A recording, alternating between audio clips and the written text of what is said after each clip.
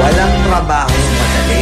Wala kang karapatang maliitin yung trabaho ng iba. Yung iba sasabihin, gwardiya lang naman yan, rider lang naman yan, construction worker lang naman yan, gasoline boy lang naman yan, fast food crew worker lang naman yan.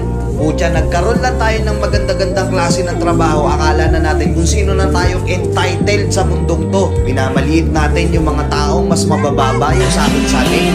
Pagkakaalam ko kasi, wala kang karapatang maliitin o matahin yung trabaho ng iba hanggat nagtatrabaho sila ng marangal. Walang trabahong madali. Lahat nagdadaan sa hirap. Lahat nagsasakripisyo. Kaya kung iniisip mong porket maganda-ganda yung trabaho mo, malaki-laki yung sinasahod mo, eh mamaliitin mo na yung mga trabaho ng mga taong nagtatrabaho na mas maliit yung sahod sa'yo. Mag-isip-isip ka.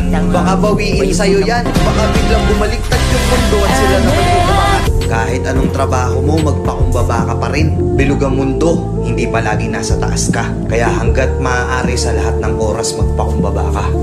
Diba? May kilala pa kayong ganito? Minsan na rin pa kayong nilait ng mga ganitong klase. Walang trabaho madali. Wala kang karapatang maliitin yung trabaho ng iba. Yung iba sasabihin, gwardiya lang naman yan, rider lang naman yan, construction worker lang naman yan, gasoline boy lang naman yan, fast food crew worker lang naman yan. Pucha, nagkaroon lang tayo ng maganda-gandang klase ng trabaho. Akala na natin kung sino na tayong entitled sa mundong to. Minamaliit natin yung mga taong mas mabababa yung sahod sa atin. Pagkakaalam ko kasi, wala kang karapatang maliitin o matahin yung trabaho ng iba hanggat nagtatrabaho sila ng marangal. Walang trabahong madali. Lahat nagdadaan sa hirap. Lahat nagsasakripisyo. Kaya kung iniisip mong porket maganda-ganda yung trabaho mo, malaki-laki yung sinasahod mo, eh mamaliitin mo na yung mga trabaho ng mga taong nagtatrabaho na mas maliit yung sahod sa'yo. Mag-isip-isip ka.